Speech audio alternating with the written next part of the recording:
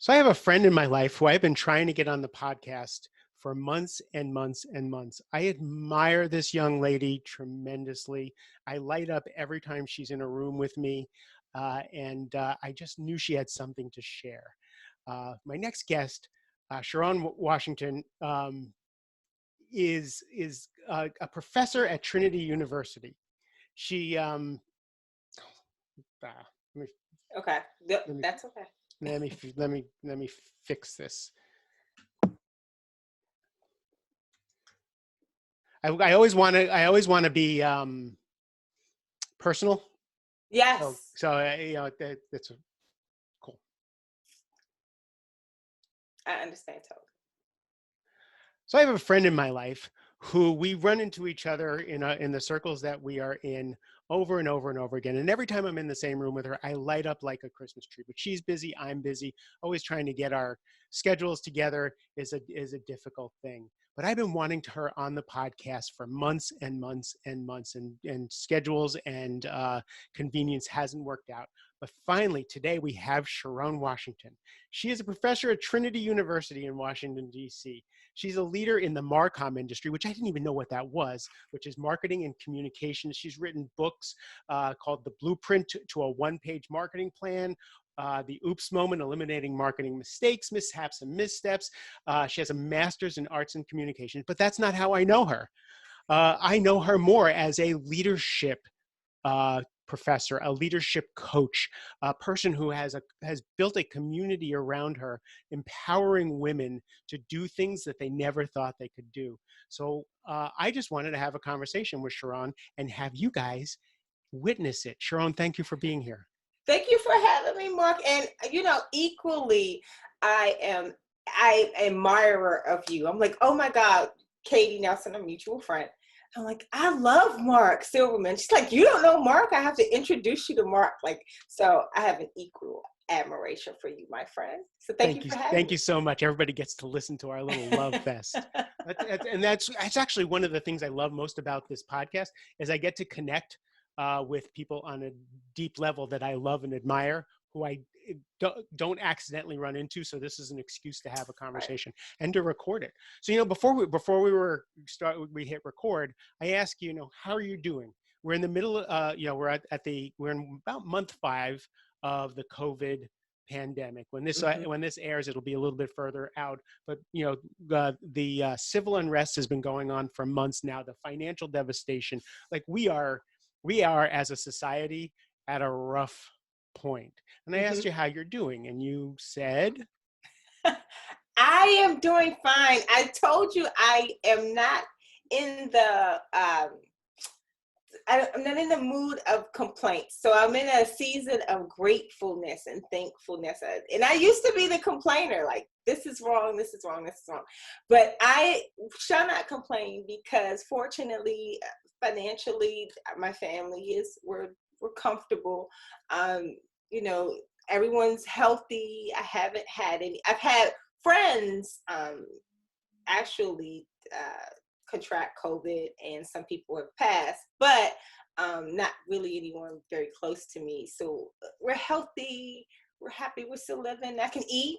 I can eat a piece of and you cake. have a new And I grandbaby and got a all new that stuff. grandbaby. Yes, I grandbaby. She's 20 months, 19 months. But you did admit to me that the past couple of months you've had a pause. You had down moments, even though you're not going to complain about it, because again, we serve our communities. We are the Yes. strong people in our families. We're the strong people for our clients, for your students. But you had a pause. Can you tell Yes. me tell me what Absolutely. that's like? Because like as we were saying, of course you did. Like if you're sane, you had a pause over the past couple months. So in the beginning, so let's say March. And March, I don't know why March 12th always comes in my head. Maybe that's when everything officially kind of shut down. But at the beginning of March, I was like, oh, okay, I could do this. Probably like April, mid-May, there was a shift. I was watching television. Like we watch the news every day. My husband is an avid news watcher, and he will click all types of news, sports news, political news, all news. So it was just negative image after negative image. And then George Floyd happened, and then Ahmaud Arbery happened, and then listening to the state of affairs of what's happening with COVID and the like everything, doom and gloom. And so I started to absorb it. And, for a couple of weeks, which is a long time, it may be short for some, and I don't want to dismiss however time you have time to process it. But for me, 2 weeks is a very long, 14 days is a very long time for me to be stuck in a place. I'm usually the problem solver of my circle of friends. And so I took a moment in that pause to kind of reflect what was going on with me, and then how to plan through it with next steps. Like I told you, I was baking, I was eating cookies, macaroni and cheese. During that 2 weeks, if it wasn't COVID, you could come over and get all types of large Sunday dinners on a Tuesday. But at first I thought, I have to get through this. I felt pressured to move fast. Like, you got to get over this today. You got to get over it. But then I just kind of took a beat and was like, take a pause, figure out, how you're going to maneuver through this, and have your process. And I tell everybody that, like, if it's going to take you months, if it's been 60 days, don't beat yourself up. Be kind, be patient with yourself. Nice. Cause there's grief that's associated with a lot of this, and grief has no rules. Right. You can't power yourself through grief. You can do activities, you can get things done, you can put your professional hat on, but you're not going to power through the grief. You got to let it run its course. Right. And as a mom, you have 2 children? 2, 26 and 27. So you have 2 adult children of color, and you're watching the country burn. Yes. Right. 1 girl, 1 boy too. So like, right. Yeah. So of course you're going to feel, and then people around you, because you're in Washington, D.C., people are getting sick and they're dying, whether they're close to you or not. People are getting sick and dying. And it's, so it's a time, if you're a healthy feeling adult, to actually feel what's going on around us. Absolutely. And the helplessness. So when you're in that kind of a space now, and you, as you said, you let yourself be there, what are the tools that you use? So, I rely heavily on my circle. Usually, so I try to be the strong one most of the time, like, oh no, come talk to me. But this time, I think they could tell I was in need of help, because I was kind of melancholy in the beginning, like, hey, what's going on? And we talk on the phone, and we miss each other and things like that, but we see each other through Zoom. So the big thing about it was, my circle is great. Men and women, we allowed each other to have the moment and talk about it. So nobody interrupted. But if it wasn't for my circle that I could go to and kind of say, here's what I'm feeling. Okay, so I'm feeling like a failure. I'm feeling like, oh my God, what's going to happen? I'm an entrepreneur. All my contracts are on pause. Nobody's going to spend any money. Well, I really have to pay bills and things like that. They kind of got me back in line. Like, okay, so what are some of the other things that you could do? Whereas I'm usually the person kind of doing that for them. This time I heavily. What can't you control and what can you? Yeah. Nice. Yeah. And that was important. That was very important in the beginning of trying to get myself back to normal. I will say in the last 6 months, actually in the last 10 years, but in the last 6 months, pen and paper have been the most important thing I own. For me, journaling, at 5:30, 6 o'clock in the morning, on a pillow and a pen and piece of paper gets me right every time. So I love it. So that I haven't had, I used to have weeks and months and, years of, angst and not feeling well. I rarely have more than a day. And if I can get to that cushion and that pen and paper and really work things out, it seems to really help me get perspective on things. Also Netflix. What's your favorite show right now? No. I'm so ashamed to say. Now you got it. What's the guilty pleasure? So my favorite one of all time so far has been The Tiger King, because it's just a ball of confusion. But I am I'm more of a fantasy kind of sci-fi person. So I love anything zombie, vampire, magical, witch related. Because it takes me out of the norm of Warrior Nun is a surprising delight. war. Okay, Warrior Nun okay. is a surprising delight, and I'm Yeah. right now. I'm watching the Umbrella Academy. Oh, that you're gonna love it. So I binged it and finished it. You'll love it. Yeah, I'm in season 2. I'm loving the Umbrella Academy. So, but you know, like again, you have students and you have clients and you have people. So you're more of a leadership kind of person. Yes. So Yeah, I would say that. tell me the flavor of what you have, the gift that you bring to the world, because your training is in marketing and communications, but that's not how you're known. No, not really. I mean, people see that. That's kind of the business of That's the things. badge. Yeah, yeah. But then when people come to you, they come to you and I, they get a whole lot more. yeah. So for me, I think that like my secret, I would say my secret sauce, right, is the excitement. So synergy that I spread. So if I'm in a room and like you said, I light it up, but so I was the only child coming up. I have to say I was, because my mother waited till I was 21 to then have another child. So my son and my brother are how many months apart? Like 3 months apart. That's crazy. It's crazy, crazy, crazy, crazy. But I was an only child for all my life, my life. So I had to I made shows for my family. Like I would dance for my family for Thanksgiving and things like that. So me bringing energy in the room is kind of a natural thing that I do. And I think that that is a part of I think that that is a good trait to have when you want to be a leader, because now you encourage and inspire people. And to be honest, this is going to sound like not true, but I don't realize that I'm inspiring people. I am just doing what I love to do. So when people say I'm inspired, I'm always surprised.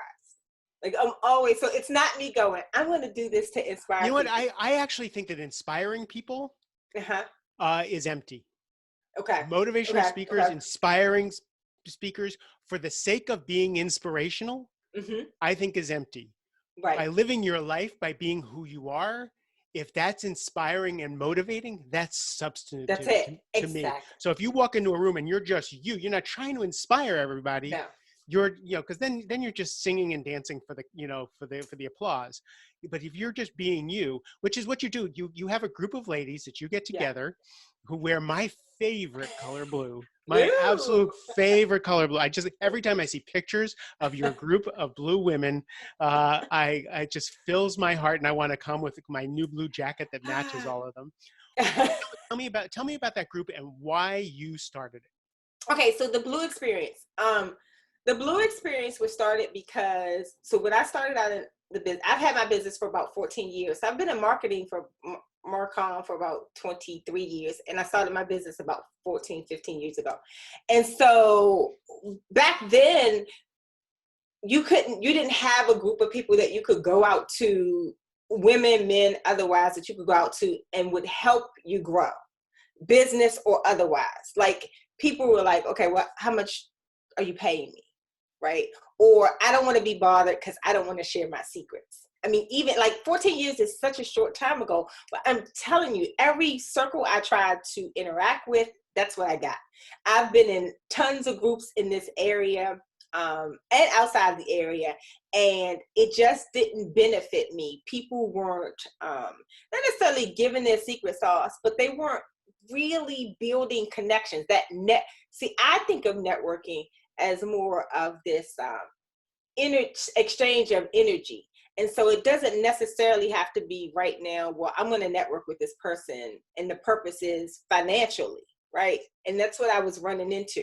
So I created Blue so you could actually meet people. And first of all, it started off as being like really exclusive. You had to know me to be in the group because I wanted to be able to vet those who are in the group to make sure that their energy matched what I wanted to put out. So it started off with 10 and it moved up to about 150 women.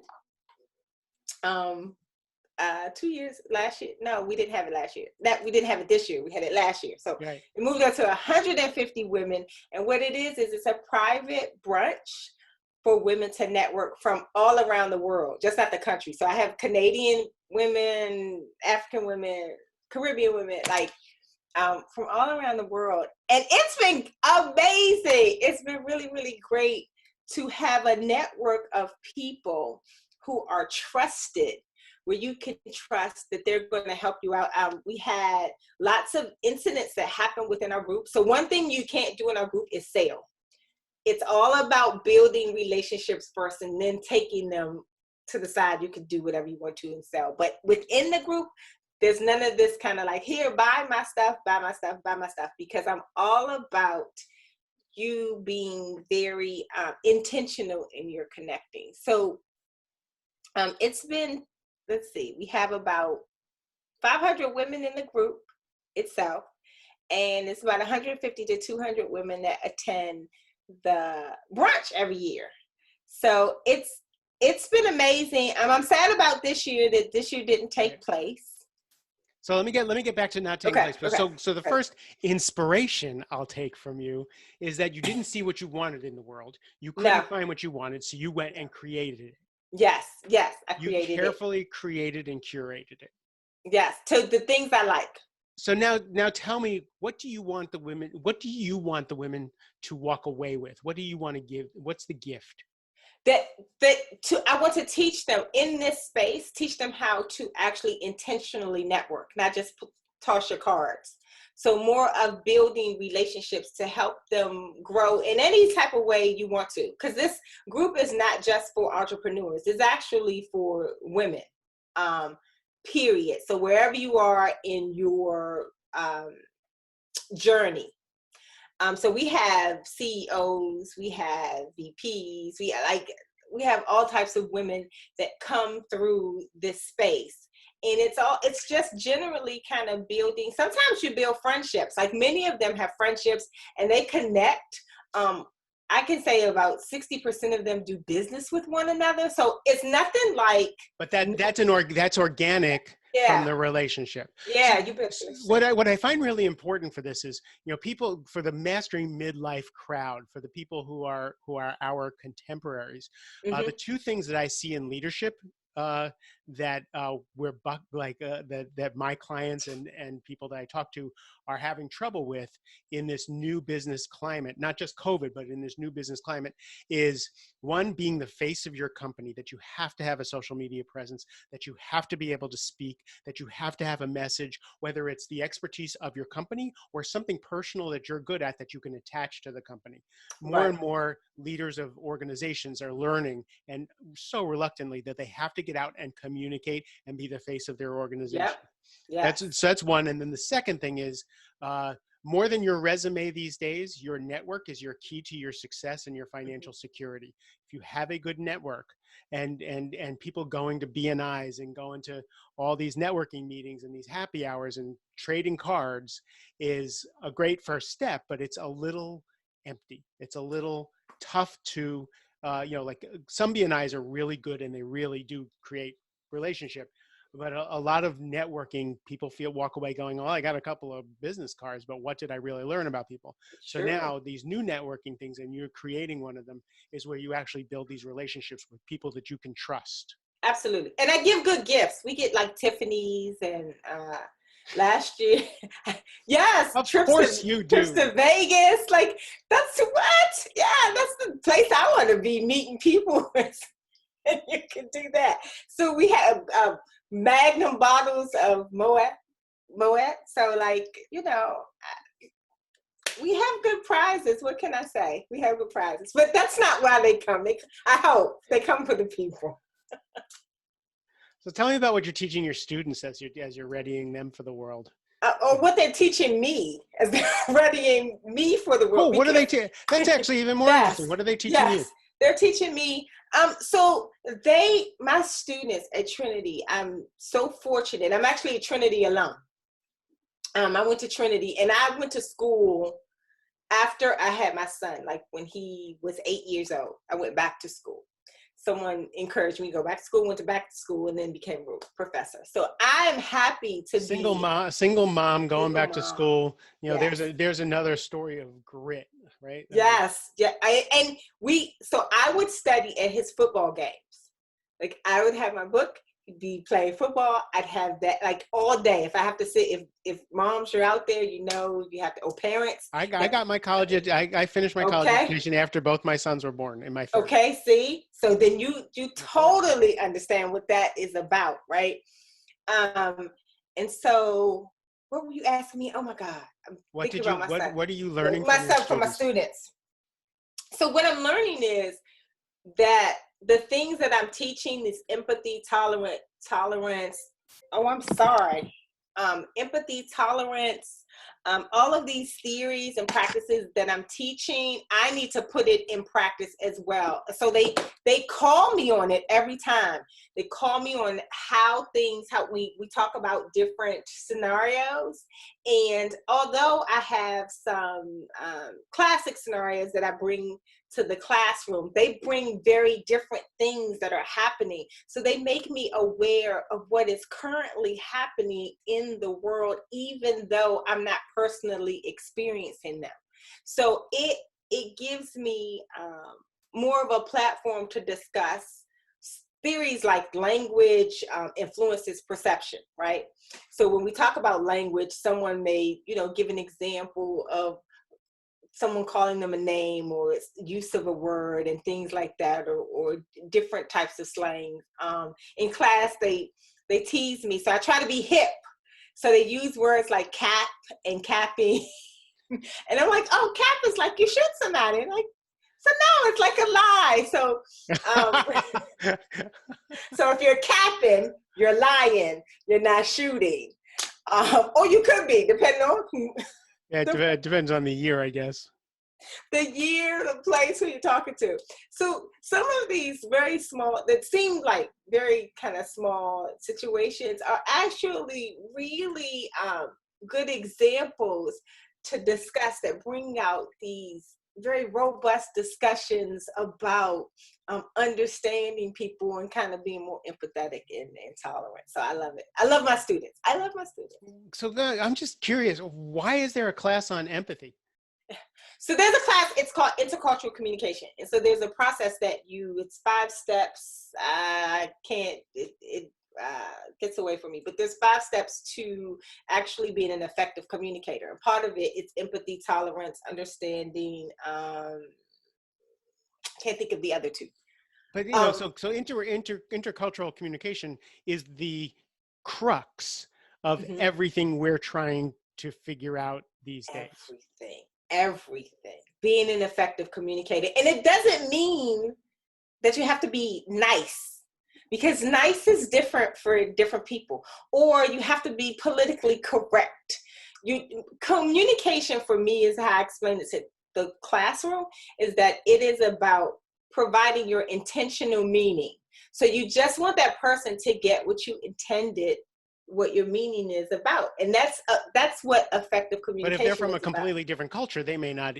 They may not. So that's right. So that's so why like white privilege. The yes. conversation about white privilege is so fraught on one, for people who aren't even open to it, to the defensiveness and the, but what about the grit that I did, and what I had, and we're not taking away anything you had to do to be successful. Right. We're not, right. But you can't explain that to someone, because you have to take their predisposition, their culture, their upbringing, and to bridge the gap, to have that understanding.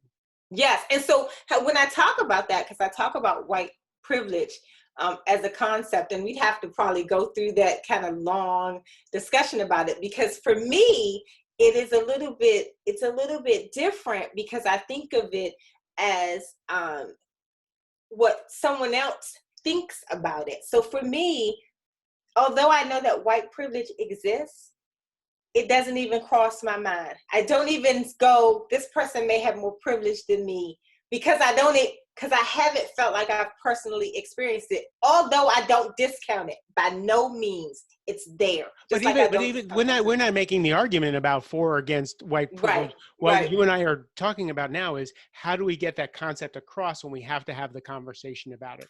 And So, so it's different. What you can sometimes what I do is when people don't understand, because even if I'm talking to a person, you know what, a hot dog, or here's a great conversation that's very small that I always give the example to: a cup and a mug.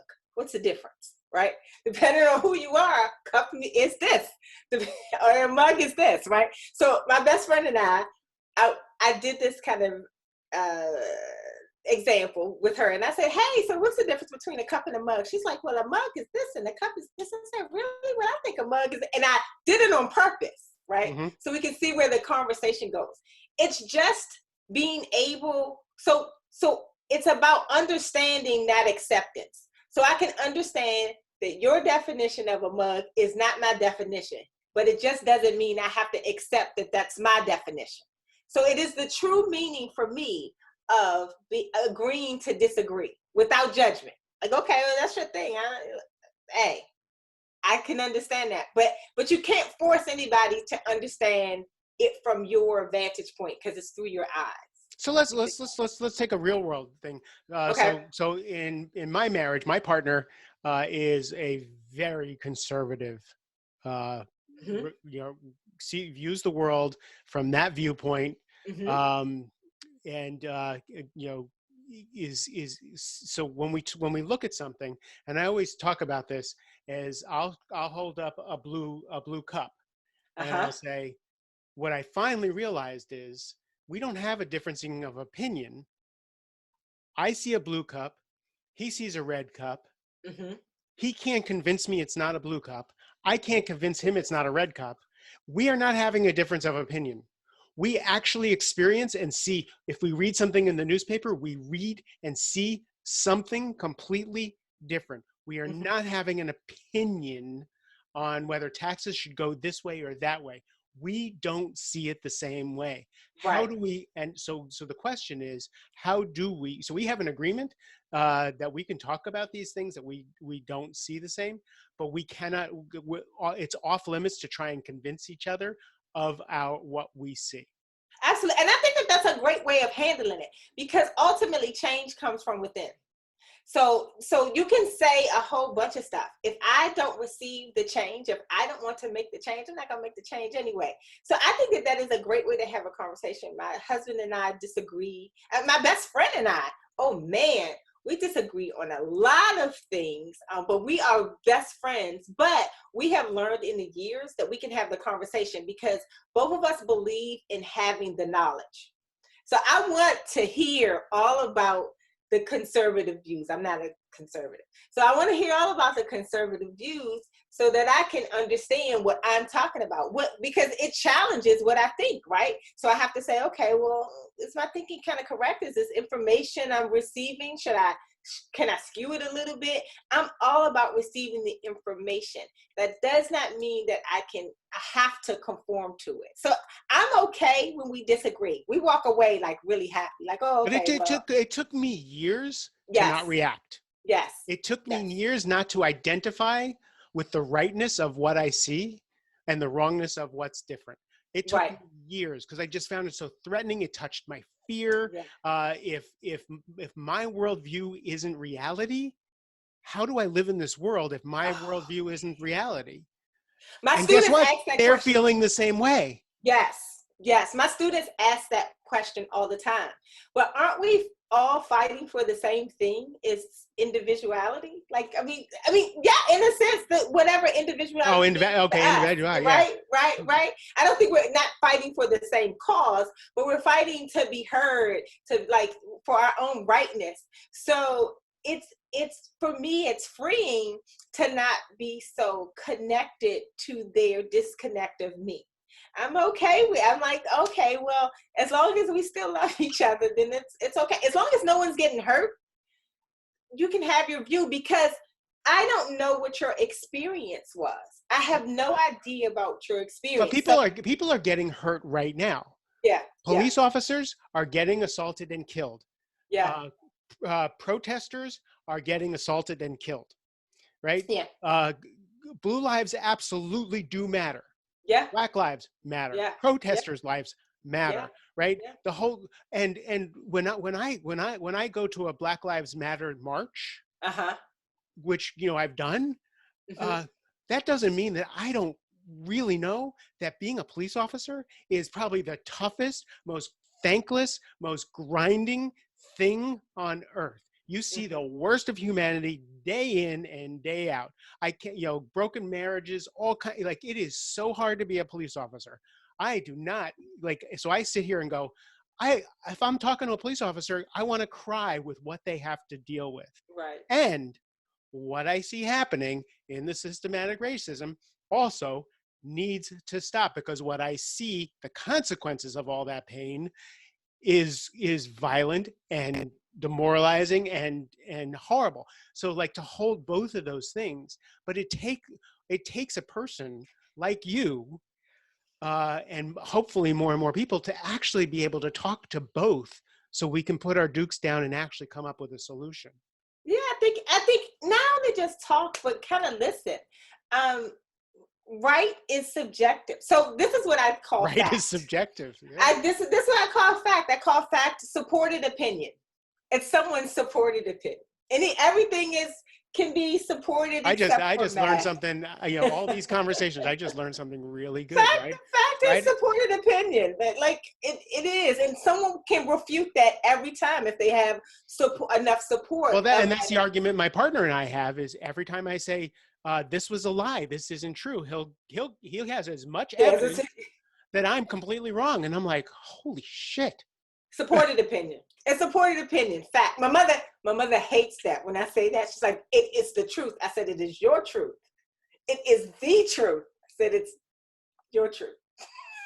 And I have to be quiet because it's my mom, right? But it's But supported you opinion. also have to see where your mom came from, what I she lived do. through, and Yes, how important that worldview, that she knows the truth, was to her survival. absolutely. Absolutely. And so, when I talk to my students and I use that term, that fact is supported opinion, they're like, what? No, fact is fact. I said, okay, well, let's talk about it. And then I Holy pull up, mackerel. I put up something, and they're like, oh, well, I thought she might think. I said, see.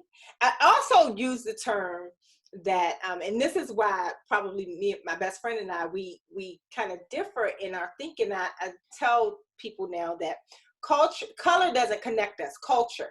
But I have since edited that comment that color doesn't connect that. Color connects us externally. It doesn't connect us internally. So you could have the same, you could look the same, and we walk the same, what have you, but we may not be connected in our thinking and things like that. And I have to tell people to be mindful, especially when we talk about getting behind different causes, Mm. women, men, Black people, doesn't matter, different ethnicities. I see That it in baseball. Like, oh, you're a baseball fan? I'm a baseball fan too. I love baseball. Wait, you're a Phillies fan? I'm a Nationals fan. yeah, Oh, no, no, no. yeah, we You're can't, wrong. yeah, we I already, can't. if you're a Phillies fan, I already have opinions of And you, right? And we keep subdividing until, right? it's so true. So I just think that the experience, when I talk about culture, I talk about experience. I think about the technical term experience. Experiences connect us. They really do connect us. I think that the outside, our attributes, our physical attributes, more it doesn't necessarily connect us, but it just puts us together, kind of has, it gives people have this, when I teach communication, they have this kind of set mindset how they treat people. That's why in the beginning people want to know, what are you having? Are you having a girl or boy? What does it matter? Really, what does it matter? It doesn't even matter, because you're not even having it. What I learned about children is I didn't have children. I made new people.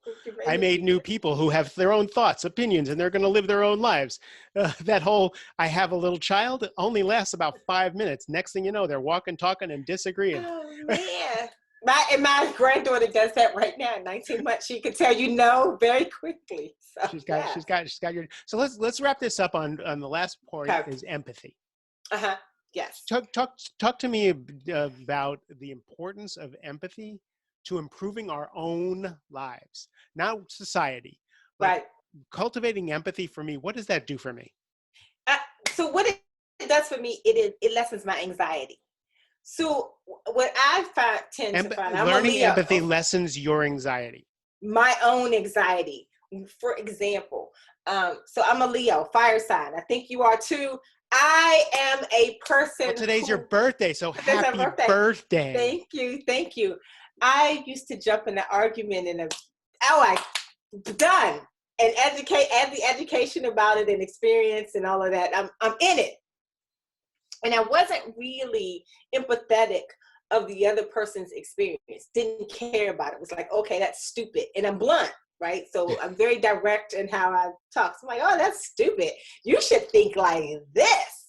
So when I started to discover to listen, to have empathy of the other person's experience, it started to change my vantage point, my viewpoint of what I thought about things. Because I'm like, okay, well, maybe they didn't experience it the way I did, and so therefore it didn't have me more anxious about or more impulsive in my actions of having conversations, which made the conversation more open. So the person was more vulnerable, and I was able to get more information to understand not accept, to understand their To point. understand. Yeah, to understand their point, so that I could be able to definitely get my intentional meaning across without kind of slitting their throat. So for me, empathy is important. And every situation that happens to me, I don't jump to the negative. So if I'm in a store, I give this example all the time. This is amazing. You walk through the door and someone holds the door, or you hold the door for someone and they don't say thank you, Mm. right? And you get mad, you get agitated, or some of us get agitated really quickly. I always approach my students and I tell my students, like, well, were you holding the door for a thank you, right? Where they could have been in another world, they didn't think about it. Maybe where they're from, it's just understood that they're grateful that you held the door. So those types of things are reminders to me to not jump to the negative so much, and empathy has helped that. Yeah, of all, I've sat on mountaintops, I've meditated with gurus and shaman. I still can't find empathy for people who don't use directionals. Like Oh, really? I can't fix myself on that one. I still think that is a capital punishment crime, and I just don't know. I don't know. I have Byron Katie, the work did. I have Ho'oponopono did. I've tried to forgive, and It's I gonna just. come. It's gonna come. And when It's gonna someone I come. know and love doesn't use directionals, it changes how I view them forever. Oh man, it's coming. It's coming. If you are able to say it, if you're aware of it, then you can work on it. It's still a process. I laugh because when someone doesn't use their directionals, I just kind of yell, die. And then I laugh. I just laugh at how silly I am that's important to me, right? I totally understand. So what are you excited about now? What are you doing that you're excited about? So something off the beaten trail is a cookbook. I'm very excited about my cookbook coming up.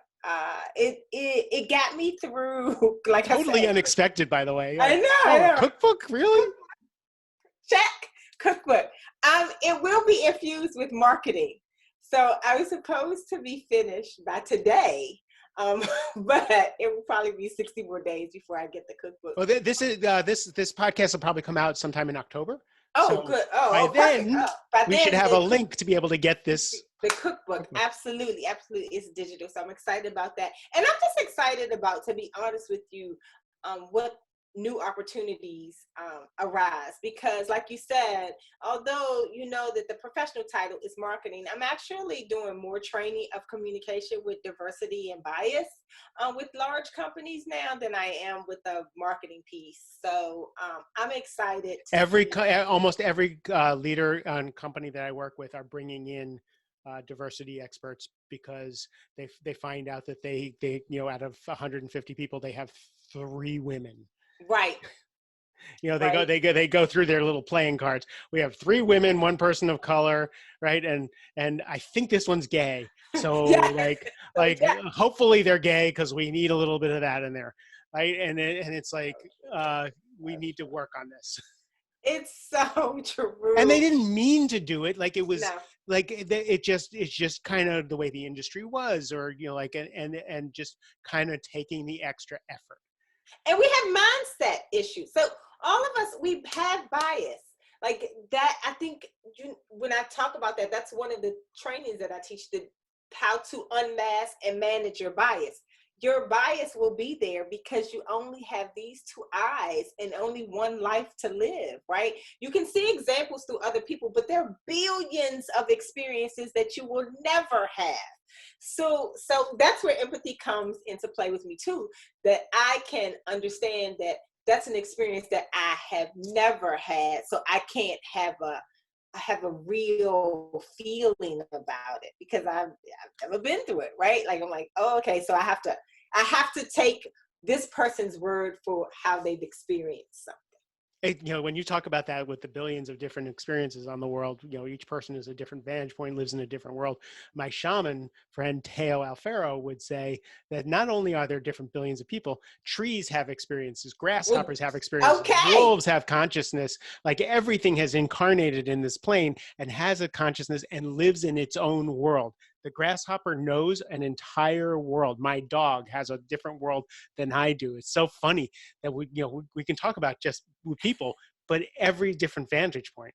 it's true. It's very true. And so I I can say that I don't know everything, I don't understand everything, but in my lifetime I will learn lots of things. And I'm I okay. I want to tell you, I actually learned a lot in this conversation, but I learned more from how you're being than what you said. Thank When you you. talk about the difference and you talk about empathy, when you talk about understanding, I feel the flow in you. I feel the non-resistance. Yeah. And it really was healing for me because I know those words. I know I'm supposed to have empathy. I know I'm supposed to try and get someone else's world. I know that, uh, uh, but the way you communicate it, I could actually viscerally feel what it's like to have my dukes down and to Oh, just nice. understand. So thank you for that.